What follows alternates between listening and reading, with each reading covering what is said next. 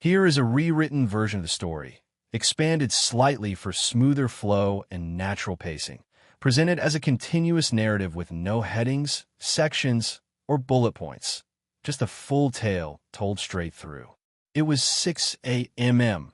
on the morning of my father's funeral, for hours before we would lower him into the ground, when the first sledgehammer struck. The crack echoed across the yard like gunfire. Then another, and another. 3 months of grief therapy. Every cedar board I had hand-selected and nailed into place after losing Sarah to cancer, reduced to splinters in 12 brutal minutes. Fresh sawdust mixed with morning dew. My terrified hens scattered in every direction, feathers floating like tiny white flags of surrender. The sharp scent of crushed marigolds from the memorial garden Sarah and I had planted together stung my eyes worse than the tears I was already fighting.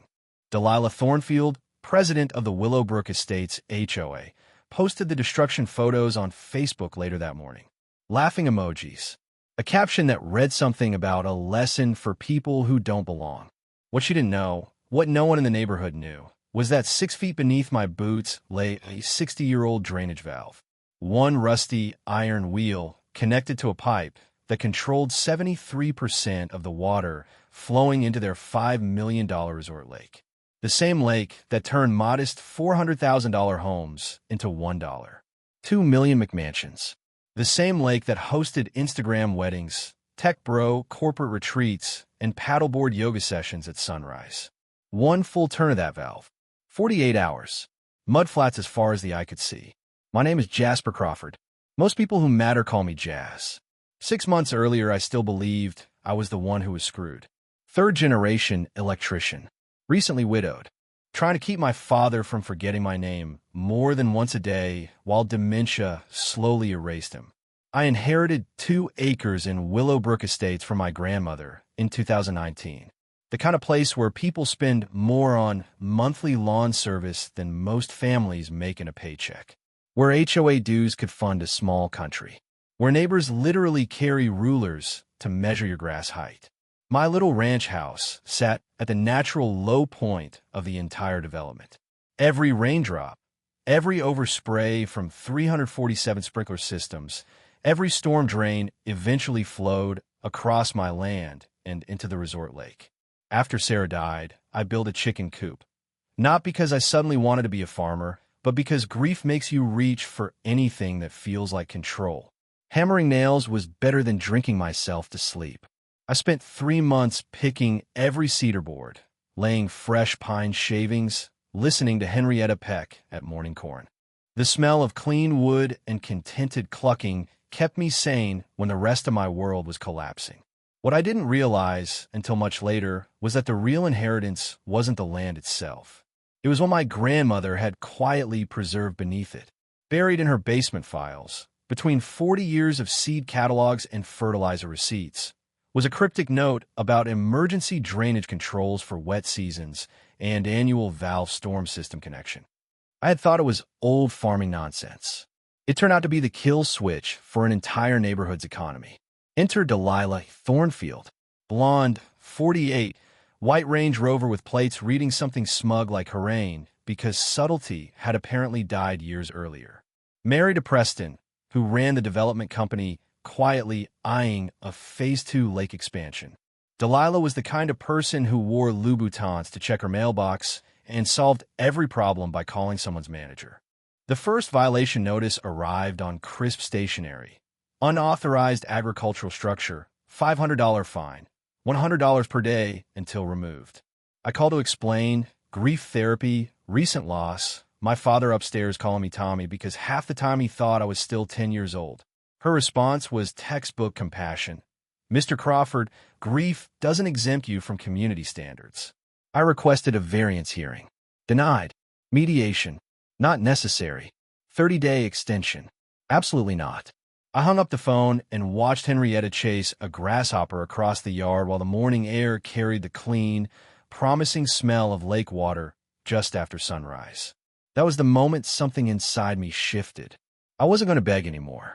Over the next few weeks, I installed security cameras. $800 I couldn't really afford because my grandfather always said knowledge is expensive but ignorance costs everything. While running cable, I dug into HOA, covenant law, and discovered Delilah had never filed proper amendments with the county. Her agricultural restrictions were legally worthless without planning approval. Then, in Grandma's basement, I found a 1959 property survey. My chicken coop sat on the exact footprint of her original hen house, predating the HOA by 37 years. Grandfathered agricultural use. Legal as apple pie. I filed a counterclaim citing continuous agricultural use since Eisenhower was president. The smell of old ink on decades-old paper was sweeter than any victory I'd tasted in years. My cameras caught Preston creeping around my property at 2:47 a.m. one Tuesday with professional surveying gear, trespassing documented in crisp infrared. Public records at the county planning office showed he had already submitted preliminary applications for Willowbrook Resort Phase 2. The expansion required an easement across my land. They couldn't afford fair market value, so the plan was to harass me into foreclosure and buy the scraps at auction. The afternoon, Delilah called to inform me contractors were standing by and my deadline was noon tomorrow. I sat on the porch watching Henrietta chase grasshoppers while the setting sun turned the lake into liquid gold. Beneath my boots, something waited. A piece of 1960s infrastructure my grandmother had controlled for 60 years. If Preston wanted my land badly enough to commit fraud, maybe that buried secret was worth more than I ever imagined. They didn't wait for noon. Thursday evening, my father died.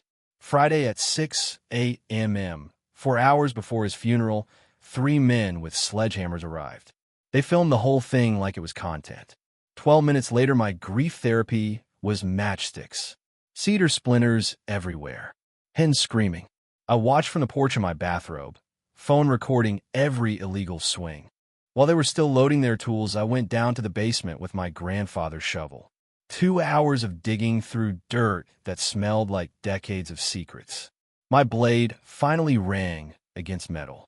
6 feet down, wrapped in oiled canvas, was the valve connected to a pipe thick as my forearm. I gave it a gentle quarter turn. 20 minutes later, the retention pond behind the house had dropped 2 inches. I stared at that wheel in the flashlight beam and understood. My therapeutic chicken coop wasn't built over random dirt. It sat directly above the drainage control system for 347 homes and one very expensive lake. Monday morning, the violations arrived like machine gun fire.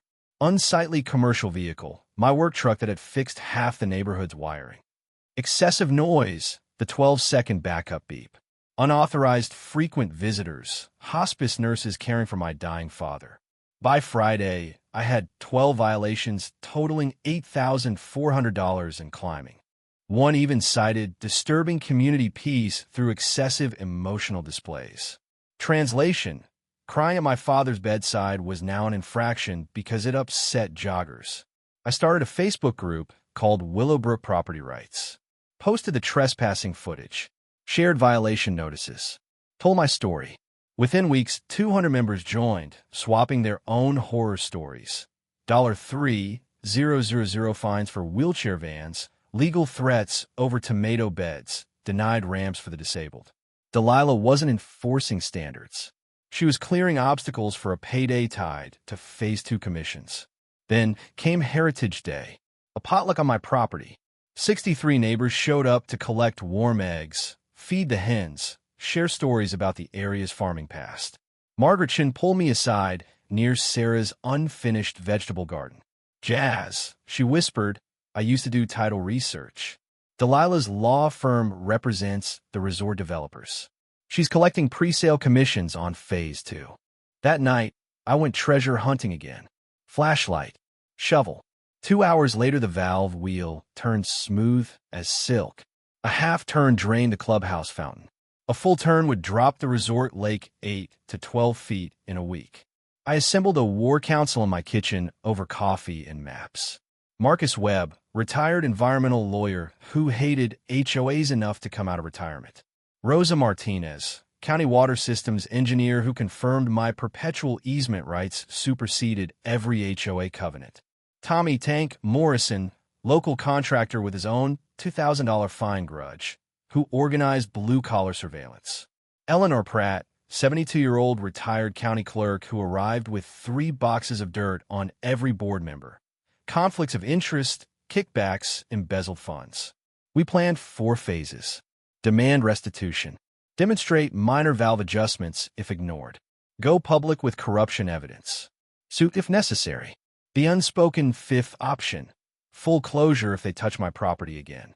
Delilah escalated. Anonymous flyers accusing me of mental instability.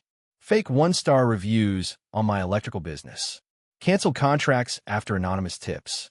A planned restraining order claiming I threatened to poison the water supply. She filed a federal environmental complaint accusing me of destroying protected wetlands. Friday night, I stood over the valve with a wrench and a stopwatch. 1 full counterclockwise rotation. The lake began dropping immediately. Saturday morning, my phone exploded. Neighbors sending videos of exposed mudflats. The beach where influencers posed, now 20 yards of primordial ooze. The dock hanging useless over cracked lake bottom. Delilah's morning jog ended in an 8-minute breakdown captured on my cameras. Part scream, part sob, part howl of collapsing net worth. Tuesday night, the emergency HOA meeting became her public execution. 200 residents packed the clubhouse. Channel 7 cameras rolling. Deputy Williams present. Delilah opened with a PowerPoint calling me an eco-terrorist. I stood up, calm for the first time in months. I read from my grandmother's 1962 correspondence with County Flood Control. Rosa confirmed my legal obligation to maintain the system.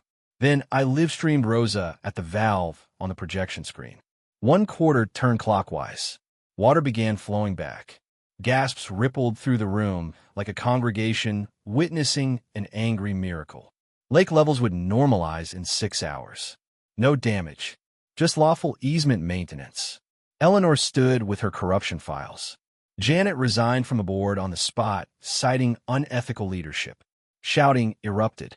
3 board members called for no confidence votes.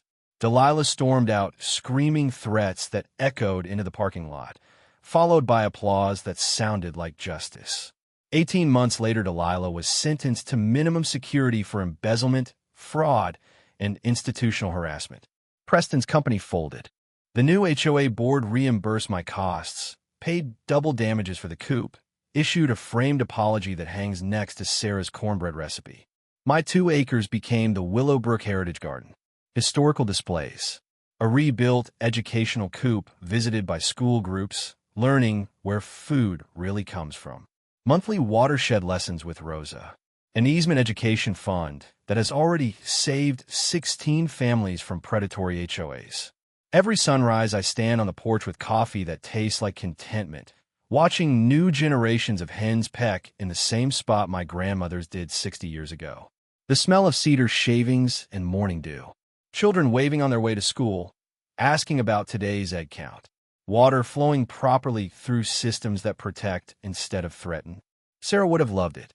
She would have laughed at the irony of our worst nightmare becoming the neighborhood's greatest success story. Most of all, she would have been proud that personal tragedy turned into protection for other families facing the same bullies. The resort lake sparkles again, but now it comes with respect earned the hard way. Knowledge is power. Shared knowledge is community protection. If your HOA has pulled similar garbage, tell me your story. The quiet guy with the chickens might just control the water,